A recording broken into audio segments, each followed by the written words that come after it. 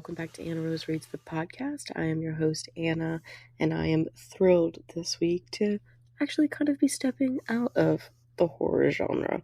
I have Kirsten King coming on the podcast to talk about her debut release from earlier this year, A Good Person. And there are certainly some aspects of this book that are incredibly horrific, but this is more of a little bit, it's kind of a genre blend of a lot of things, and I'm not one to want to pigeonhole a novel into what it can be and it can't be. So, however you find this novel, I certainly approve. But there are so many different themes that Kirsten explores with this book, especially in her debut, and I just had to talk to her about all of them, the debut experience, and how she came up with a character as memorable as Lillian, her main character of this book. So, you will hear us talk about all of those things and more, and I will catch up with you all after.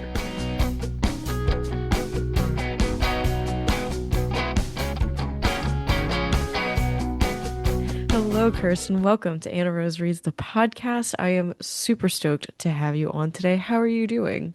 I'm doing so well. I'm so happy to be here. So happy to talk about the craziness that is Lillian. No, Lillian, I feel like is always a really great conversation topic, so Yeah, I'm definitely. thrilled to get to chat about her as well. But I do kind of want to start off this interview first and foremost. We're here to talk about your novel, A Good Person, and this was your debut novel, correct? Yes. Okay, so I want to know a little bit more about you before pre-debut experience, and then I want to, kind of move on from there. So if you want to briefly introduce yourself, I'd Yeah. love to hear what you've been doing before A Good Person came out. Yeah, so before I wrote this book, I am and was a screenwriter. I've been doing that for about 10 years. I live in Los Angeles. I'm from Boston, which is where the book is set. And yeah, I've kind of done a bunch of different things. I worked at BuzzFeed at peak BuzzFeed millennial time in Oh yeah. 2014. I after that I started screenwriting. I wrote a movie called Crush with my friend Casey Rackham that is a queer YA rom-com, much more lovely and earnest than this book is. I worked for a couple shows. I worked for a show called The Second Best Hospital in the Galaxy on Amazon Prime.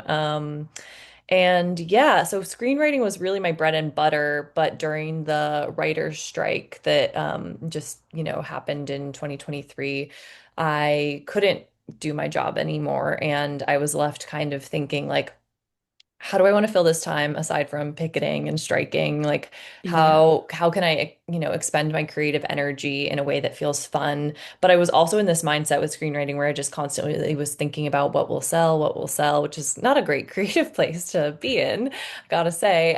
So this novel really came as like a character exercise to start. And the book is so based, this it's so central around Lily and it's so about the character. But I started just writing these like vignettes, these scenes from her perspective, and I was really having fun with it.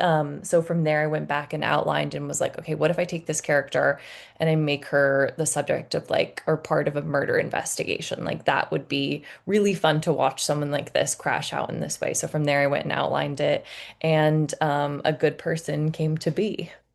That's awesome. Yeah, I feel like I've talked to a few different authors who either currently do screenwriting as well or have done screenwriting. And it's always really interesting hearing, because, I feel this way a little bit about publishing, especially traditional publishing. Yeah. There's still that business aspect of like what'll sell, what are people into, is this timed right, is the market right, like all of this Yeah. stuff, right? And that obviously aligns with that screenwriting mentality about what's hot, what's, if this is in. And it's so strange to me sometimes because being creative and like when an idea hits you, you have no control over that. Or maybe Yeah. people do, they're just not talking about it. But a lot of the people I talk to, they don't. And that's Yeah. such a clash of interests, man. I don't know how, like, I still struggle with how to handle that. Like, feeling creative and feeling moved to do something, whether it's drawing, painting, whatever, writing, Mhm. versus what I think will, if people want it. Like, Yeah. how do you contend? Do you contend with that? Is that just I there? mean, for Like, this book, I was not thinking about selling it at all. And I think mhm. like that is apparent in how batshit I went with her. Like I was not thinking about being perceived. I was not thinking about what will people think of me because I wrote a character like this. Like I was just fully having fun in her psyche. Yeah. And I really, I wasn't thinking like, will I have a lit agent from this? Like, can I get a lit agent on this? Can I sell it? I was just thinking about the story and I was just thinking about having fun with the story. And I think thinking about really reconnecting with like the joy of writing and the fun of writing because I do think um when you are writing full time as a screenwriter, like you naturally get into a scarcity mindset, especially when the industry dips. Like you're like, what can I Yeah. write to sell, to survive, to pay my rent? And that's a really hard place to like operate from creatively. I think it's normal to think about the business a little bit, but with this I was not. I didn't even tell anyone I was right. I didn't tell anyone I was writing a book. I just kind of wrote it as a creative exercise to see if I could prove it to myself.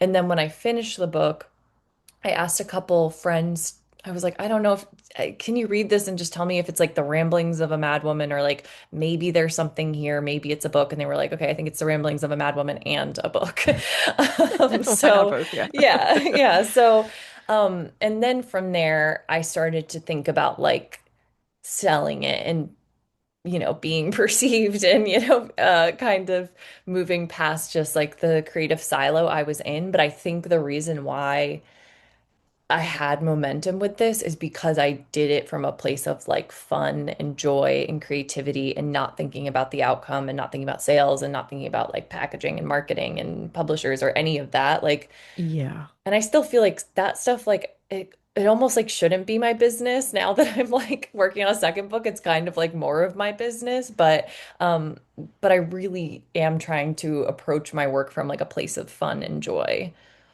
Well, it's funny because it's like you can't unring that bell. Like you can't Yeah. unknow what you know. And so Yeah. it's a really I think it's like a really precious thing. Like I love to hear that you were able to do it I don't want to say in secret like it was secretive, but just like Yeah. for yourself like Yeah. you know what I mean in a way that those constraints weren't there yet. Because I mean like even in doing the podcast, like you hear about all these experiences with like getting books published or republished or like all this just Yeah. different stuff that you can't kind of unknow once you know. Yeah. And that definitely, I think, does affect the creative process. So to be able to kind of suspend that for a bit is like really, really awesome. But Yeah. I do want to ask, like, did you ever see yourself writing a book, or did you think that screenwriting was going to be it for you? I have like started, and this is why I didn't tell anyone I was writing a book because I've started and not finished so many books. Like So it, relatable. it is like there are there's books I forgot I even start. Like I think probably once every 2 years I would like start a book and just abandon it. And then, I'd have like 20,000 words of one, like 30,000 words of one, and then I would hit like a hump and just be like, okay, no, never mind. This is too much because a book is very overwhelming. A book is just so many words. It's so time consuming. Once you like pass a certain mark, you're like, I guess I'm doing this. And I've gotten in my head before about previous projects, and I honestly didn't think I could do it. I really thought the word count was just too much. I thought it was too time consuming. The idea of editing a book, just way too much. So for this, I really went in with just having fun with Lillian and having fun with the character and not thinking about, okay, I'm gonna have to edit this, I'm gonna have to sell it. And I think if I was thinking about selling it and editing it, I don't know if I would have finished it, if I'm honest. No, I totally get that. Like everything that you're saying is so relatable because I've done the exact same thing. It's like Yeah. it's like the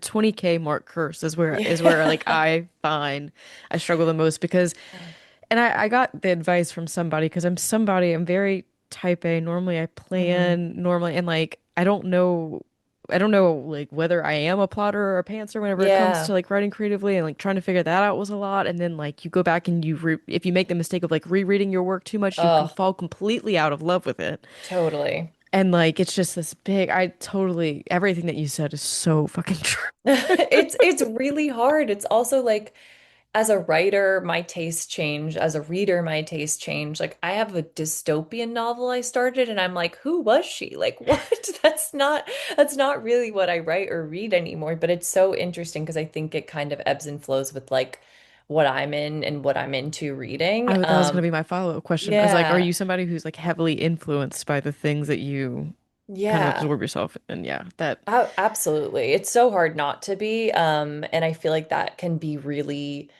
helpful, like when you're really inspired and you read something and you were just like, oh my God, like I mean, I remember reading Yellow Face and I was like, I feel like I was on fire when I was reading that book. It was so fun. It was so like I was just burning through the pages.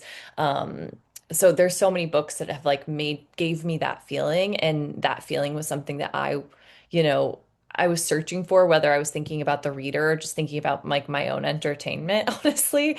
But it definitely ebbs and flows with what I'm reading. And then sometimes I find though, like now I'm drafting my second book and I find that I can't read.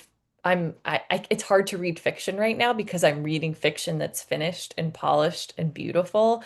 And I'm like, I need to it'll just go. never get there. Yeah, Yeah, I'm that's like, the feeling. it's a lot. It just feels far away. So sometimes I revert to watching The Real Housewives, and that makes me, No, oh my God. yeah. I think we might have the same brain because this is so hilarious. I like my cheat code for this is, like I still try and like write here and there and I just finished a Yeah. thing and like my rule is like I can't I like allowed myself to watch a little bit of Widow's Bay, but I Oh, was like love I'm that show. same, but I was like I can't start like a series that I'm gonna Yeah. get sucked in.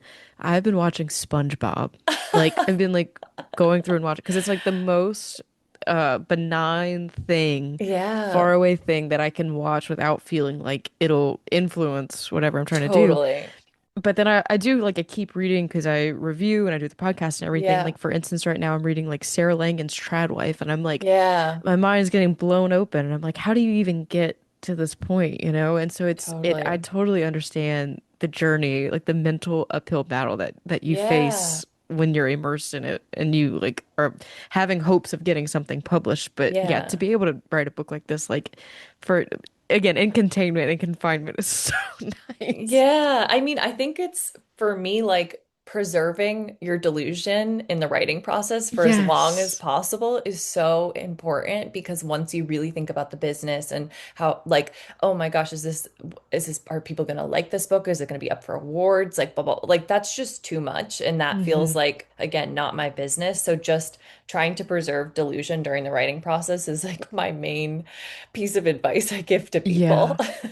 No, that's like such a good nugget of advice. And I think too it's reading and writing both. I mean, reading a little bit less so because you talk to people after you finish a book, but Yeah. the writing process is so solitary. So it is harder to maintain that delusion, or maybe easier, I Yeah. don't know, to maintain No, I that mean, when you delusion. start editing and you reread something over and over and nothing is surprising to you anymore, that's also really hard. I think, especially when you're like working in a thriller adjacent space. Like, I Yeah. know everything Lillian's going to do. Nothing is surprising that she was doing to me anymore. So it was delightful for me when readers were surprised by her because I'm like, oh, is it that crazy? Like, I've read that, 47 times. I know exactly what to expect with her.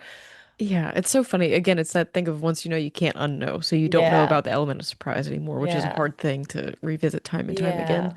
But I do want to talk a little bit more in depth about this book and, Yeah. just that was more of like a little bit of a craft segment there.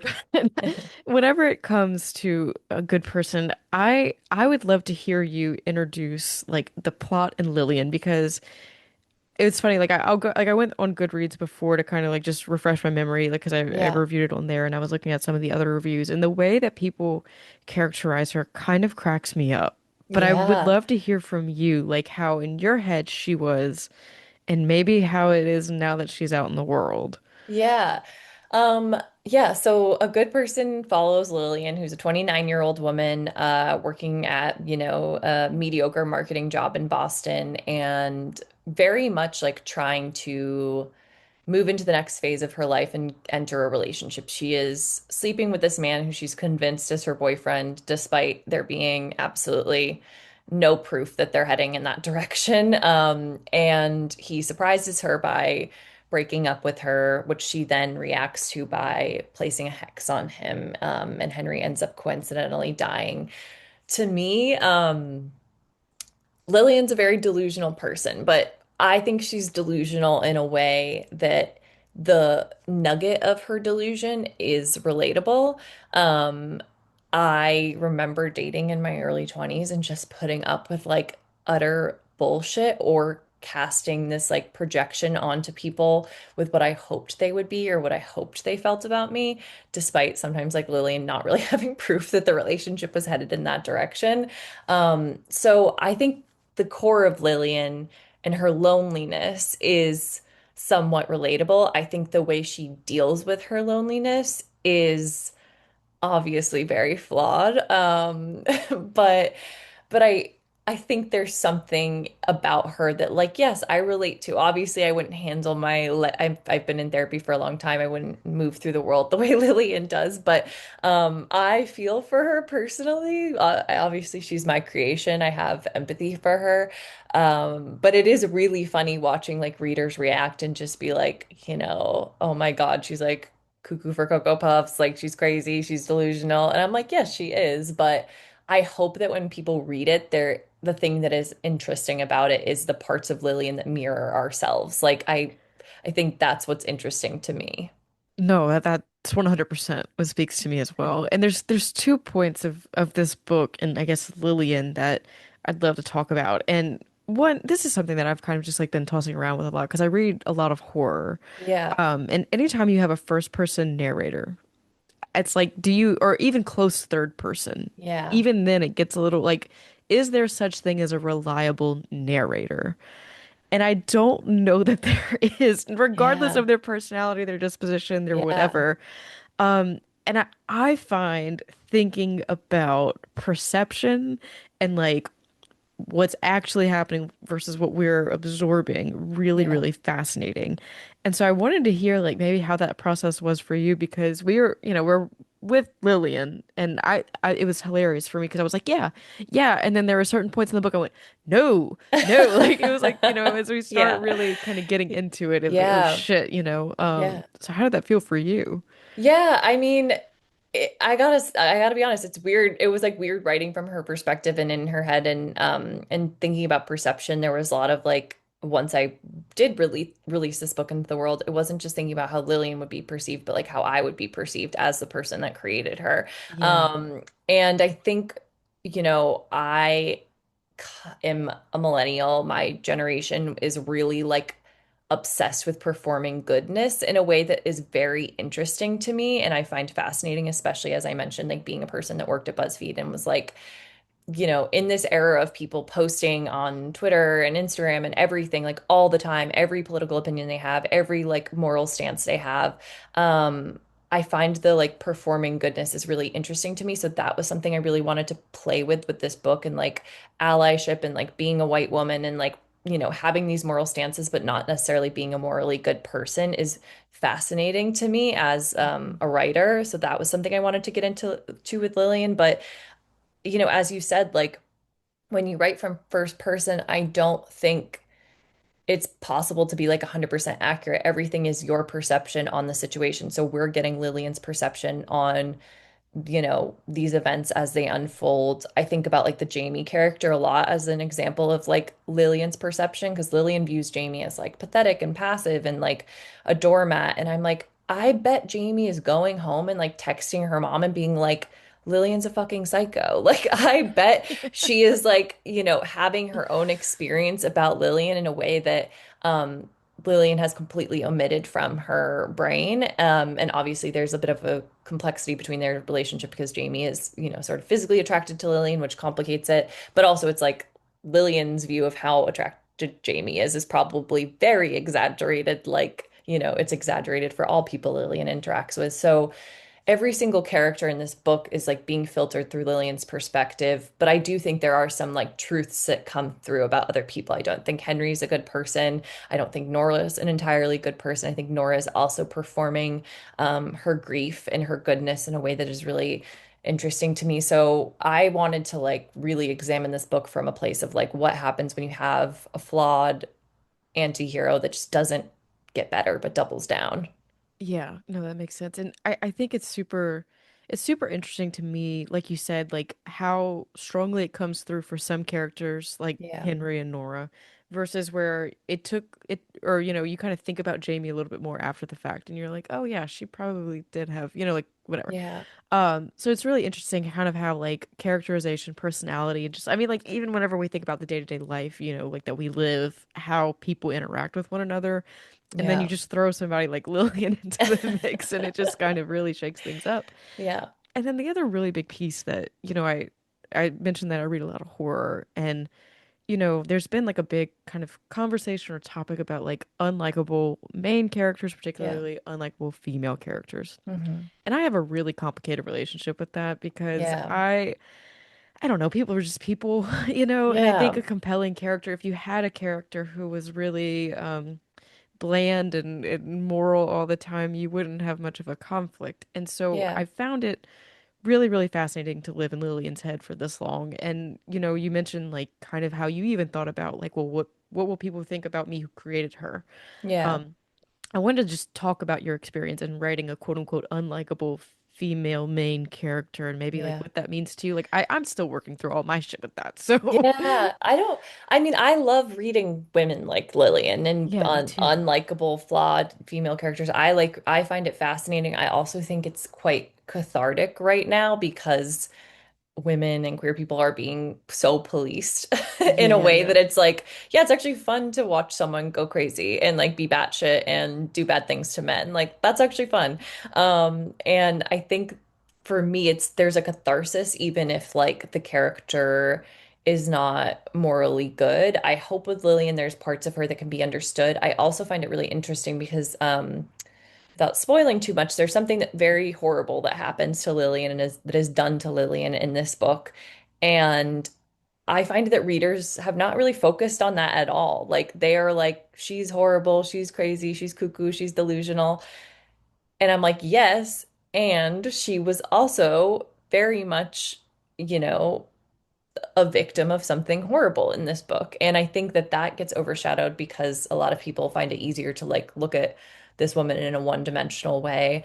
And I mean, I made her, I created her to be very polarizing. So I actually don't mind when people hate her or love her or whatever. Like I think the in-between is actually what bothers me most when people just like don't care about it or at all because I think she is Yeah. meant to say something about ourselves and other people. But I personally like really love reading unlikable protagonists, especially women. Like it's very fun to me. I'm also like Lillian is so tame in comparison to like a Patrick Bateman or like a Joe from Yeah. You. Like I'm like she's got a job. She's functioning. She's doing okay. Yeah, she can get by. There's no Yeah. actual closet full of, bloody clothes. Yeah, bodies, yeah. Like, and my favorite like frame of reference for that is CJ Leeds Mayfly, like that Uh character. Like she like you want to talk about oh, I love that book and I love me that too. character. And I found that so fun to read though, but I Me also get that too. it's really exhausting for some, like people find my book exhausting at a point because this character is not learning and growing and changing. And I think, something like Mayfly too, it's like you have to want to be in it. You have to want to be in that Hmm. character's psyche. And I personally like loved the journey of that book. No, me too. And I you bring up a really good point about the thing that Lillian experiences and kind of how maybe like, as many people aren't talking about it. I think it's really telling to me that that is a facet of this because it's all about like the shades of gray of this. It's Yes. like, it's so much easier to kind of put people in boxes and Yeah. label them as this, that, and the other. But like, what I really appreciated about a good person, and in particular, like there's the thing that, we're saying without saying, but Yeah. also like Lillian's relationship with her mom, whenever she Yeah. goes home with her mom, that was something that I thought about long Yeah. after the fact and how that relationship and that dynamic played into Lillian being who she was, rather than just being Totally. like she's a narcissist, it's whatever. Like Yeah. that was one of those Yeah. things, and I kind of wanted to give you the space to talk about like the extras that go into Lillian being Lillian. Yeah. Yeah. So for me, it's like, obviously her relationship with her mom is super flawed. She's not a person that has like been given a lot of love. And, her dad died in a drunk driving accident. She doesn't have a relationship there. Like there's all this traumatic shit that has happened to her and happens to her throughout the book. But because I do lean a little bit more towards comedic writing, I didn't want to like I didn't want to really hammer home the trauma. I wanted to like address the trauma in a way that I think is more relatable to me, which is with humor or with brushing it under the rug or like with doing things that are very real to people that endure things like that. And I think it was Emma Klein was talking about like not caring to do trauma math with her lead characters too, Yeah. because her characters do crazy shit too. And there's always this question to why with women. And I think with Lillian, it's like there's reasons why she is the way she is if you look for them, but also, yeah, she's got like probably some personality disorders. I've had many therapists message me and tell me what they think she has, which I'm like, fascinating. Thank you so much. I'll be doing some more research on this. It's so funny if somebody just like whipped out the DSM-5 and said, Exactly. actually, yeah. Literally. Yeah. Oh, that's good shit. Yeah. Yeah. No, I mean, and I'm gonna be honest. I mean, I relate to that comedic kind of approach as well because I Yeah. think I'm it's one of those things like if you don't laugh about it, you cry kind of thing. Exactly. And that's I think also Lillian is the kind of character that she she has like a sense of pride and to be defined by all the things that have hurt her would not work for her. Yeah. And So she to roll rewrites everything in her head too. So exactly. it's like even when X bad thing happens to her in the book, she very quickly recontextualizes it and rewrites it as something which I think is also, relatable to anyone that has been through something like that. Yeah, exactly. And so I think, you know, her it's a really honestly like a fucked up level of resiliency, honestly, if you want to think Mhm. about it, to be able to like Yeah. snap it in it, to spin it Yeah. in a way that's beneficial to you. I mean, that's quite Yeah. literally what delusion is, but also, you know, depending on how you look at it, Yeah. Delusion, survival mechanism, why not both? Yeah. yeah, who's to say? Yeah. But I do want to talk about the humor that you have in this book because there was like a few lines. I mean, like I like legitimately like started laughing out loud, and my husband was like, "What are you doing?" And I'm like, "It's just this book. You wouldn't understand." How I'm because I'm again, I normally talk about horror and sad Yeah. things, but how does Yeah. it feel to write comedy? Like, what is that like? Yeah, so like a lot of my background with features and television is in comedy. Like I was in a comedy room.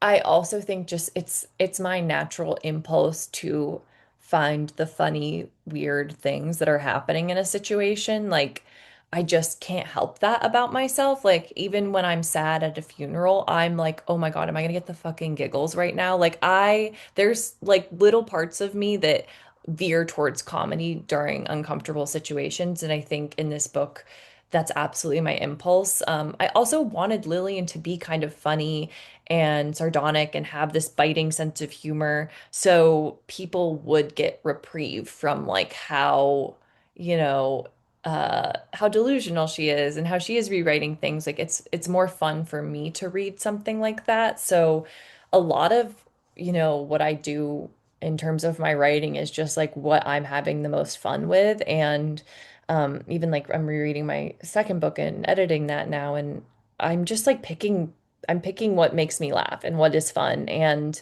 um, I think when it comes to characters, like I live in Los Angeles, I'm surrounded by somewhat narcissistic people sometimes in the industry. And the shit they do is very funny. Like narcissists can be so, so funny. And with Lillian, that's really, yeah, what was most interesting to me and what I wanted to do. I didn't want to do like the sad, traumatic Yeah. story or like a straight thriller. It's really about her point of view, and I find a lot of humor in her point of view.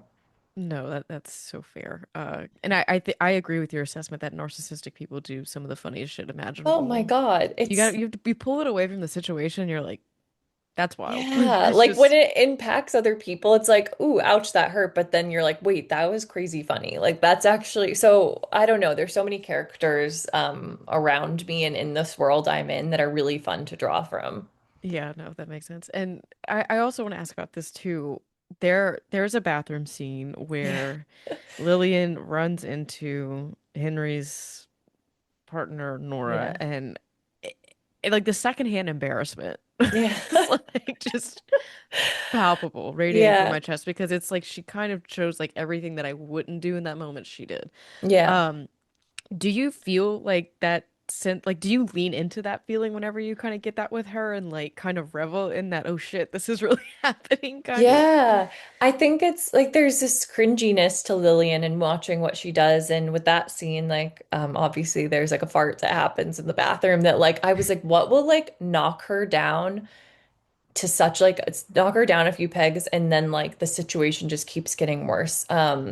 And for Lillian, it's fun because she actively makes things worse for herself. It's Oh not my just God, like things yes. happening to her. Like she is an active participant in her own demise, which I think makes it more fun to write because at a point I'm like, well, Lillian's making these choices. I'm not doing this to her. Like she's making these choices. And also, as I like mentioned before, I had written these sort of vignette scenes, many of which didn't even end up in the book from Lillian's perspective. And a lot of them were like, what would this character do if she was at a party? What would this character do if she was volunteering at like a pet shelter? What would this character like? I just knew her so well, and I felt like I knew that in every situation she would make things worse for herself in an effort to like regain the upper hand. And that provides for a lot of fun to write and a lot of cringiness to read, I think. Yeah, but it was funny because as the book goes on, I don't want to say you get comfortable with the cringe, but I guess Yeah. because, you become more familiar with Lily and you it's a little bit more expected. And Yeah. so maybe it's not as like, but it's like, oh, she's not gonna, and then she does. It's that moment Yeah. of, oh, no, no, no, no, and then it Yeah. happens, which is it's fun to get that in Yeah. a book, Yeah. to feel like you know a character at that point that you might be able to tell like where it's going to go wrong for them Yeah. later on down the line. And one of my favorite dynamics with this in particular is her and her lawyer, Yeah. Hector. I want to like let you talk about her and her lawyer, but she's just like she like it's the idealized version of a lawyer. Like he is everything that he says and does goes exactly what against what her idea of like this lawyer is going to be for her, Yeah. and she refuses to let it go. And so those were some of the funniest, like their dialogue was some of the funniest incidents I think I found in the book. So where did he come from, and Yeah. how did that Um, happen? so I mean, Hector, I was like, what kind of lawyer do I want this to be? And I live in LA, so there's like signs for lawyers like there's always the like for accidentes call, like, and then the number. There's like just lawyer signs on every billboard. So I'm like constantly like seeing this type of lawyer that, is probably not a murder trial lawyer at all. But I was like, it would be really funny if Lillian was paired with someone like that. And then for me, Hector is like kind of the closest the audience gets to like their view. Like he's kind of the most relatable character. He's the most grounded. He's the most like what the hell with Lillian, who's not putting up with her antics at all. And he was so fun to write. He's also, a person of color who is like watching this white woman absolutely crash out and spiral and just doesn't really have time to put up with her shit in a way that I think is really fun. And I think as we start to see these other characters' perspectives sneak through in dialogue and like we understand what Hector really thinks of her and what she's capable of, like he becomes an important character in us, the audience, understanding who Lillian is and what she's capable of. But yeah, I had so much fun writing those scenes with him. He's like one of my favorite characters that like I could write. I just feel like some of the side characters like Jamie, Hector, I'm like I could write a whole book on their perspectives. Like I had a lot of fun writing him and I'm glad that you had fun reading it too. No, I think what you said is probably rings the truest is that he's the most like no bullshit character Yeah. that we kind of come into contact with concerning Lillian, and Yeah. that's the closest that we are because we're just trying to figure out what's going on and what's happening. Yeah. So to get like a layperson response to Yeah. Lillian who has not been involved with her in some other way, Yeah. either affected by work or personal relationships was really interesting to see like Yeah. how the random stranger would probably interact with Totally. this woman. Um, Totally. the other piece of this too, and this is kind of somewhat, I'm going to try and talk about it without spoiling the Yeah. book. But, you said that you kind of wrote this as like a character study of Lily, and it started with these vignettes of Yeah. her, and then, placing her in this murder mystery kind of dynamic limbo Yeah. conflict kind of came to you later. And I think that worked really well for me because the actual murder mystery plot and when we do find out what happened completely took me by surprise because I was so Yeah. wrapped up in Lillian as a character. Yeah. And I wanted to talk to you about kind of still balancing. It's not a procedural dynamic, Yeah. but like kind of the beat of like a thriller or while maintaining, because Lillian's a big character while maintaining Yeah. Lillian, you know? Yeah. Yeah, I mean I don't normally write procedurals. I had the broad strokes of like where the crime was going, but I also the crime was so secondary to Lillian that I was like, I think what Lillian's going through first and foremost matters most to the story, and the crime is like this kind of backdrop. Um, and for me, this might be a little bit of a spoiler, but I wanted to like let myself as a writer be convinced of what Lillian was telling me to, and then let the ending go like Yeah. where the ending kind of snowballed in a way where I did go off outline a little bit. Because I was like, the crime doesn't matter. What matters is like this person's perspective on what she's capable of and who she is as a person and her self-view. And like Lillian views herself as a good person. And this book is like that idea of herself being slowly dismantled through other characters, her interactions with people, and then also this crime and her relation to this crime. So it was really fun to balance. But yeah, above all else, I'm like Lillian's character was really the central guiding force of this. And I'm working on a film adaptation, and like now I have to do a little bit more and like, okay, who are the police officers on this? Like, and not just like the hot butch lesbian that Lillian wants to fuck. Like, who else are the police officers? Who are we, how is this world expanding? Who else is like, building out red herrings and like doing a little bit more of the crime element that was very secondary in the book to the character.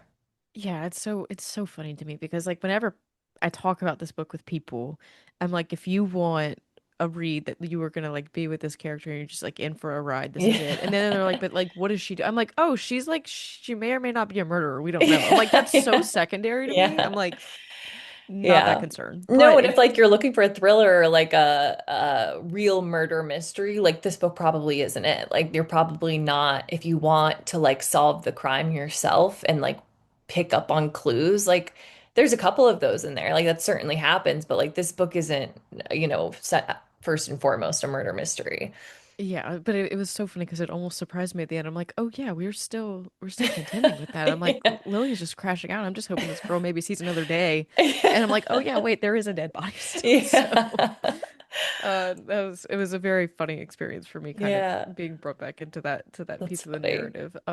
But no, and then there's one piece of this that I really want to talk to you about Yeah. because it is a little metafictional, but we need to talk about Goblin Girl, I feel like. Yes. And how you came up with Goblin Girl and Yeah. how it all works. I just want to talk So about funny. Goblin Girl. Yeah, so Goblin Girl was actually my Finsta, and I like literally had this Instagram account that I just like used to like whatever, look at exes, like, do normal Finsta stuff. And when I was writing this book, I was like, oh, this character should like create a Finsta. I feel like that's part of just like culture and what people do now. But then I was like, well, I don't want to legally have to worry about like what her Finsta should be. So I'll just use Goblin Girl. Like I'll use my own. And obviously like had to, make sure nothing was on my own Finsta and get rid of it. And then recreate this as Lillian's Finsta. But yeah, so the fun fact is that it used to be my Instagram account that I would like, creep on people with. But it was a fun thing to create that character. Also, like the account still exists if anyone wants to go look at Goblin Girl. I think it's just Goblin Girl, or is it Goblin Girl XO? A Goblin Girl XO. Um, and it's fun to post from Lillian's voice and that perspective. And like, she even trolls me on my account and she'll like say like you're an attention seeking, like whatever, loser. Like she's so mean. And it's been very fun to like continue Lillian's voice through that Instagram just occasionally. I've had a lot of fun with it and I like writing it. I don't like how easy it is to slip into her her persona though. It's so funny because I'm not gonna lie, I had a Finsta in college. Yeah. I don't even know what happened to that account. It's probably still out there somewhere in the ether. Yeah. But no, you're right. It is something that people do, but like people don't talk about it very much. And so Yeah. one, I love that it was like in the book, and then two, to Yeah. see that you had kind of actually engaged with it, like in this way that, was still. But I was curious, like, how long are you gonna always use it? Like, is Goblin Girl always gonna be a Yeah, thing? I think she'll pop in now and then. Like I don't I was posting a lot like when the book first came out and then I was like, okay, this is like, a little I'm not a social media manager for Goblin Girl as checked in anymore. So I think I'm going to keep it up and running. I'll post about her. I have another book coming out, and I'm like, maybe Lillian will start making fun of that book too. Like, I think she could just constantly be trolling me, and I could kind of try and promote my work in that way through my main hater, Lillian. Yeah. And I'm also Yeah. trying to start a rumor through Goblin Girl that I'm Stephen King's daughter. So, I think it's fucking brilliant. I think it's the best fucking bit ever, and I'm so here for it because, like, thank listen, there's like they're dedicated people dedicate like Instagram pages to books, like whenever they go yeah. through like drafting process, and then like they'll document it all, and I think it's so I think it's so smart to do that. And like Thank you. it's so fun to lean into that, and it also feels like another dimension of the story that you can kind of interact with for better or worse, I Yeah. guess.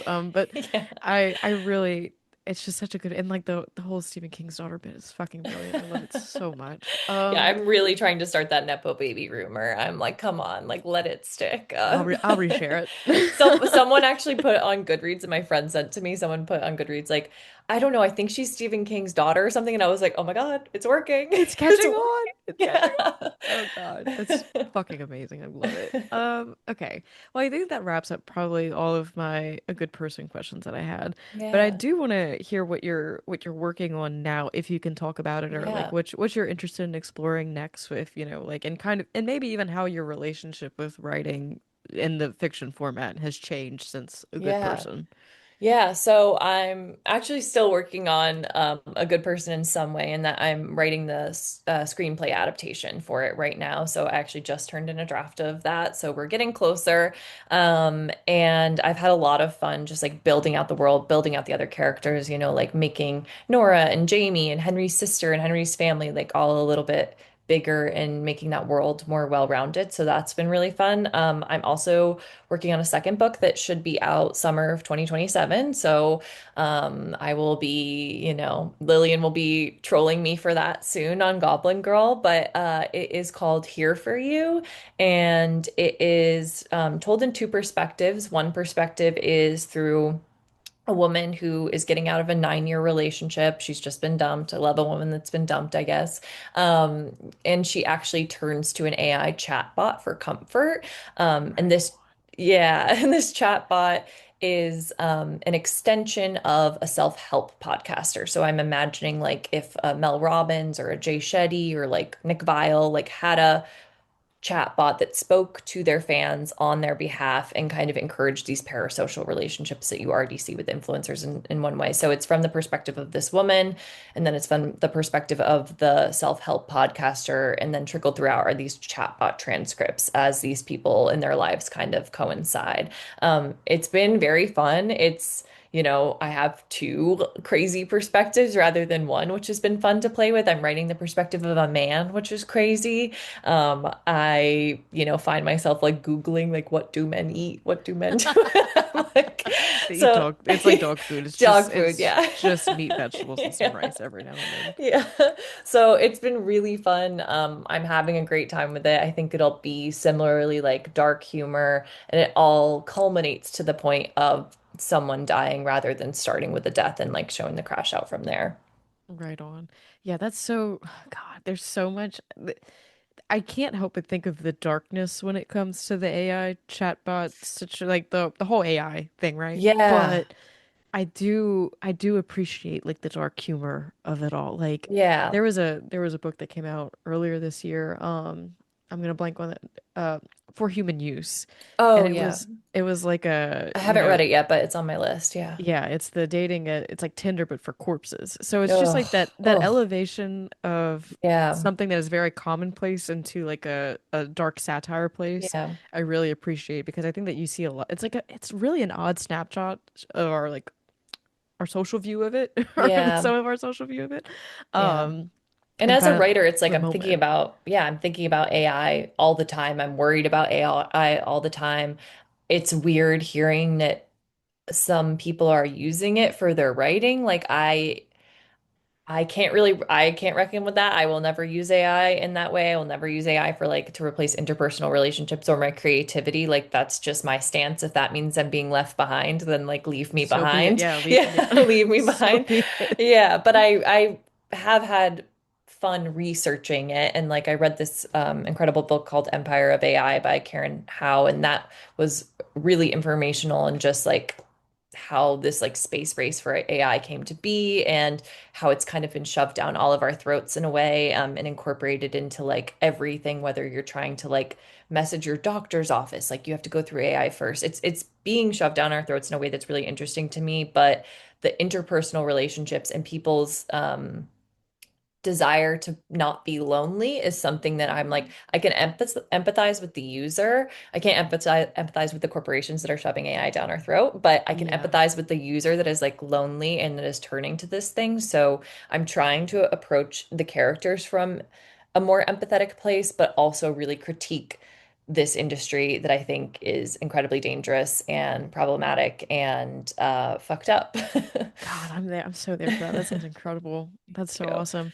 Well, I'm super, super stoked for that whenever that Thank comes you. out. And also kind of can't wait to see what Lillian has to say about that. Yeah. She'll be like, I asked ChatGPT to do a public statement Yeah. for me. Ask chat, yeah. Oh Yeah. shit, well that's good. Well, thank you so much for answering all of my really in-depth questions about Yeah. a good person. I really enjoyed my time with Lillian. It was just like such an enthralling reading experience. I couldn't put it down. Oh, Again, was like laughing out loud and being like, "Oh shit, the next."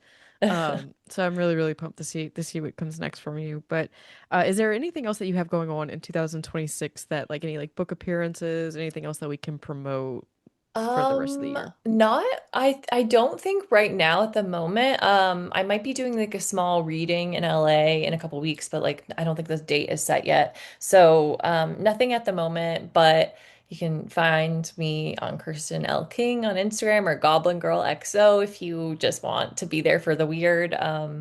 But yeah, I really appreciate all the questions. They were so thoughtful and the conversation was great. So thank you so much. Oh, no, thank you so very much. And everybody, if you haven't picked up A Good Person yet, it's on shelves. Highly recommend. And thank you so much once again, Kirsten. Thank you.